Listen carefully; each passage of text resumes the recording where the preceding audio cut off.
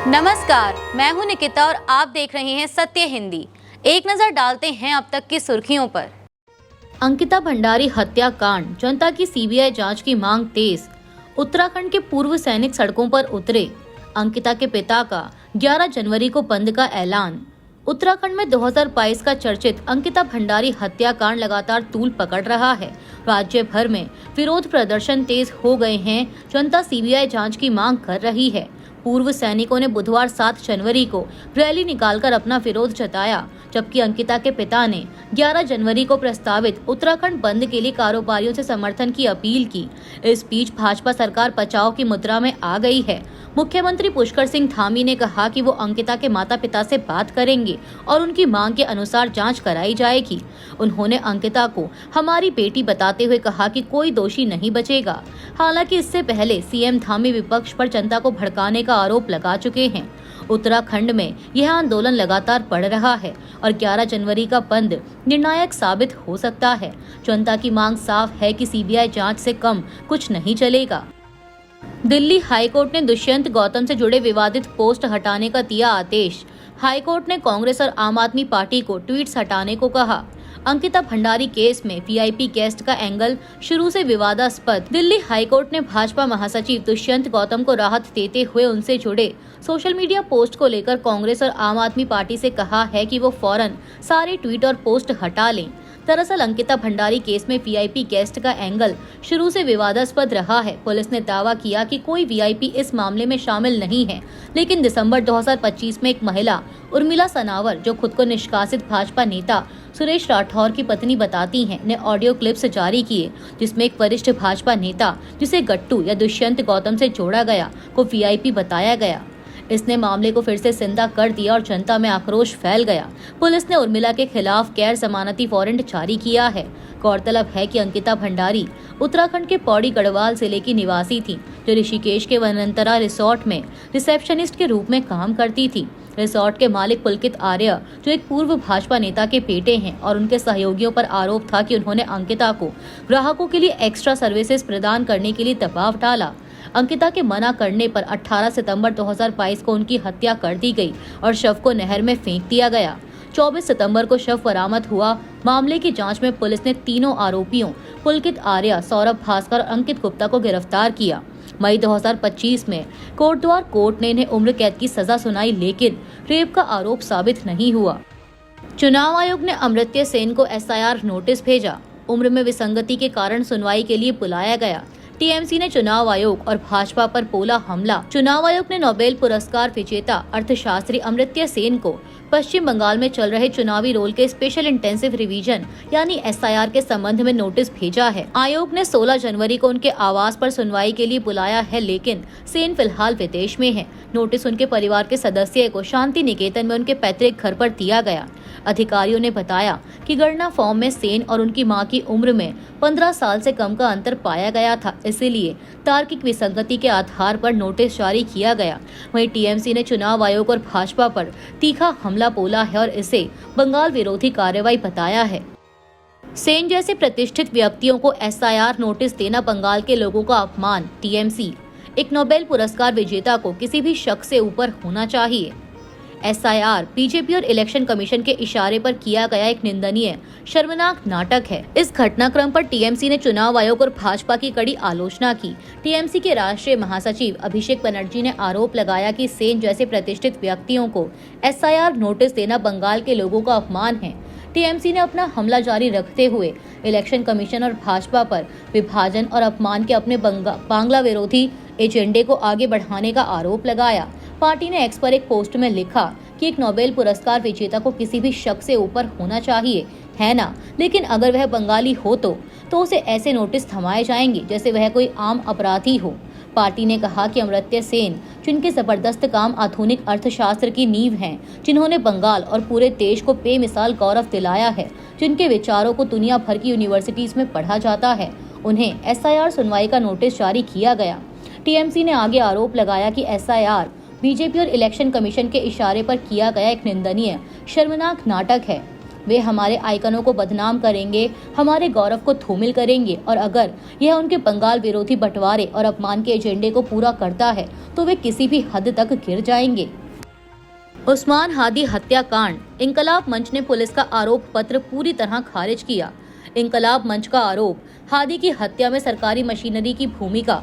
32 साल के हादी की हत्या मामले में विरोध जारी। बांग्लादेश में छात्र नेता शरीफ उस्मान हादी की हत्या को लेकर उनके संगठन इंकलाब मंच ने पुलिस की चार्जशीट को पूरी तरह खारिज कर दिया है।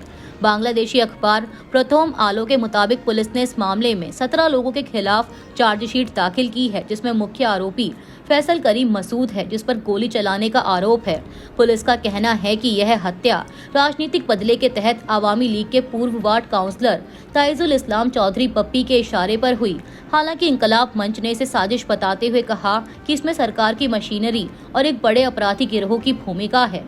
बता दें कि 32 साल के हादी 2024 के सत्ता पलट आंदोलन में एक्टिव थे और फरवरी 2026 का चुनाव लड़ने वाले थे। उन्हें 12 दिसंबर 2025 को गोली मारी गई और 18 दिसंबर को सिंगापुर में इलाज के दौरान उनकी मौत हो गई।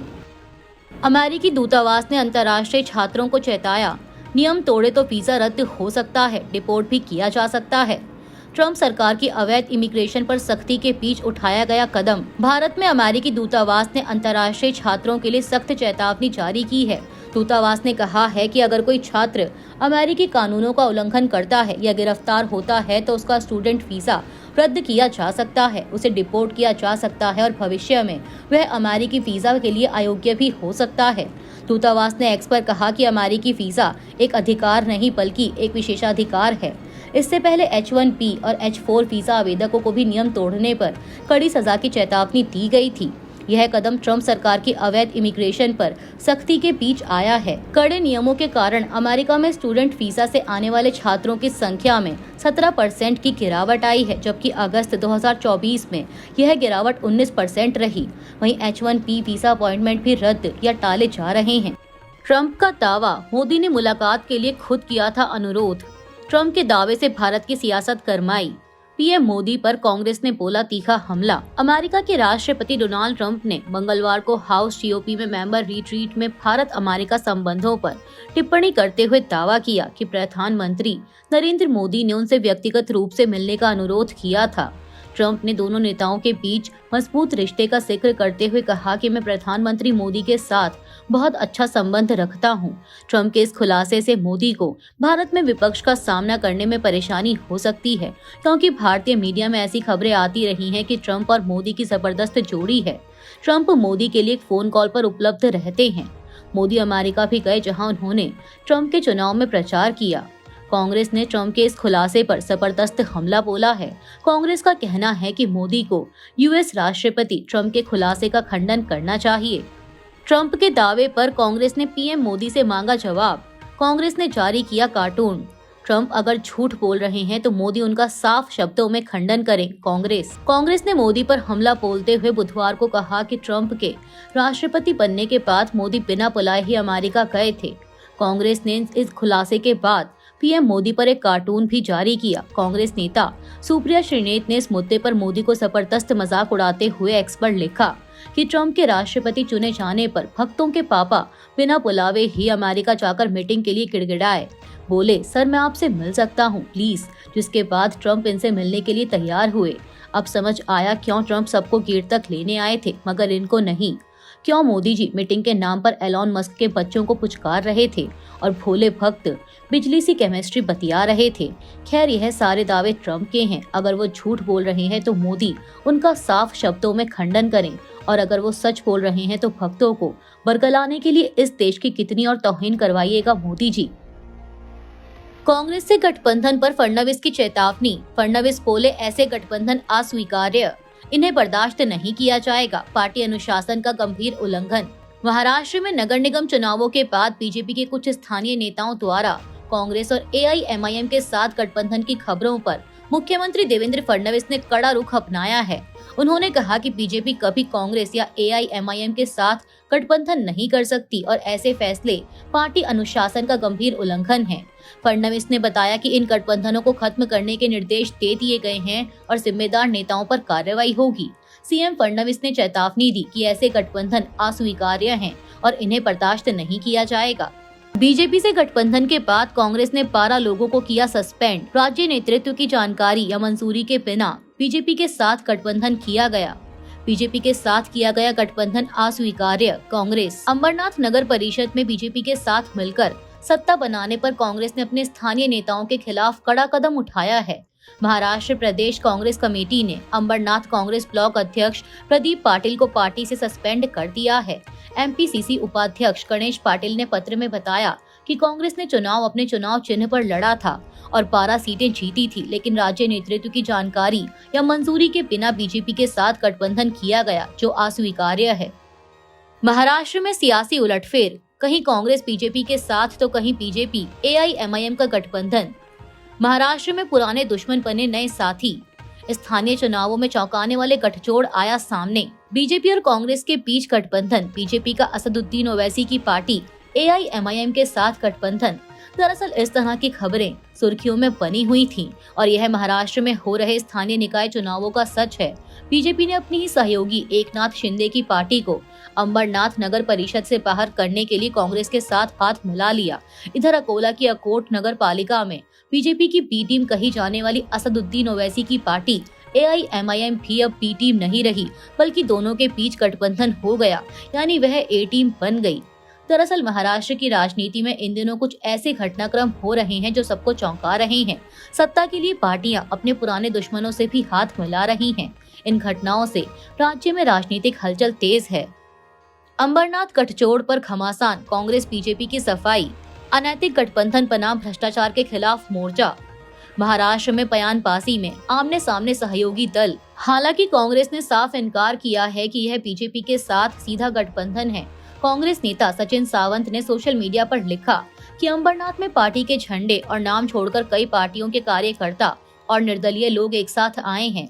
यह अंबरनाथ विकास अघाड़ी शिंदे गुट की शिवसेना के स्थानीय स्तर पर फैले भ्रष्टाचार के खिलाफ बनी है, इसलिए कांग्रेस और बीजेपी के गठबंधन की खबरें गलत हैं। वहीं शिंदे गुट के विधायक बालाजी किनीकर ने इसे अनैतिक गठबंधन बताया और बीजेपी पर विश्वासघात का आरोप लगाया है। उन्होंने कहा कि कांग्रेस मुक्त भारत की बात करने वाली पार्टी अब कांग्रेस के साथ सत्ता साझा कर रही है। यह शिवसेना के साथ धोखा है। बीजेपी की तरफ से उपाध्यक्ष गुलाबराव कुरुंजुले पाटिल ने पलटवार किया। उन्होंने शिंदे गुट पर पिछले 25 सालों से भ्रष्टाचार करने का आरोप लगाया और कहा कि शिवसेना के साथ गठबंधन की कई कोशिशें की गईं, लेकिन कोई जवाब नहीं मिला, इसलिए शिवसेना के साथ गठबंधन करना ही अनैतिक होता। तुर्कमान गेट पर एमसीडी की अवैध निर्माण ध्वस्तीकरण के दौरान पत्थरबाजी। दिल्ली पुलिस ने दर्ज की एफआईआर। 10 से अधिक हिरासत में। 32 जेसीबी और 17 बुलडोजर से 4000 वर्ग मीटर अवैध निर्माण हटाया गया। दिल्ली पुलिस ने तुर्कमान गेट के पास एमसीडी की अवैध निर्माण ध्वस्त करने की कार्रवाई के दौरान हुई पत्थरबाजी के मामले में अज्ञात व्यक्तियों के खिलाफ एफआईआर दर्ज की। अब तक लगभग 10 लोगों को हिरासत में लिया गया है और सीसीटीवी और पुलिस बॉडी कैमरा फुटेज से अन्य आरोपियों की पहचान की जा रही है। पुलिस ने कहा कि स्थिति नियंत्रण में है और कानून व्यवस्था बनाए रखने के लिए पर्याप्त बल तैनात है। 32 जेसीबी और 17 बुलडोजर का इस्तेमाल करते हुए 4000 वर्ग मीटर क्षेत्र में अवैध निर्माण हटाया गया। इस घटना में कम से कम 5 पुलिसकर्मी घायल हो गए। यह कार्रवाई दिल्ली हाईकोर्ट के 12 नवंबर 2025 के आदेश पर की गई, जिसमें रामलीला मैदान के पास 38,940 वर्ग फुट अतिक्रमण को 3 महीने में हटाने का निर्देश दिया गया था। एमसीडी ने 22 दिसंबर को नोटिस जारी कर मस्जिद के 0.195 एकड़ से अधिक के निर्माणों को अवैध घोषित किया था, क्योंकि मस्जिद प्रबंधन समिति या दिल्ली वक्फ बोर्ड ने स्वामित्व के दस्तावेज नहीं दिखाए। कार्रवाई रात करीब 1:30 पर शुरू हुई। ध्वस्त किए गए निर्माणों में बारात घर, डिस्पेंसरी और कुछ दुकानें शामिल थी। मस्जिद को कोई नुकसान नहीं पहुंचा। यूपी में 2.89 करोड़ वोटरों के नाम काटे गए। विपक्ष बोला लोकतंत्र की हत्या, बड़ी साजिश का आरोप। कांग्रेस और समाजवादी पार्टी का इलेक्शन कमीशन और बीजेपी पर हमला। उत्तर प्रदेश में विशेष गहन संशोधन के बाद ड्राफ्ट वोटर लिस्ट से करीब 2.89 करोड़ वोटरों के नाम हटाए जाने पर विपक्ष ने भाजपा और चुनाव आयोग पर तीखा हमला बोला है। विपक्षी दलों ने इसे लोकतंत्र की हत्या और बड़ी साजिश करार देते हुए जांच की मांग की है।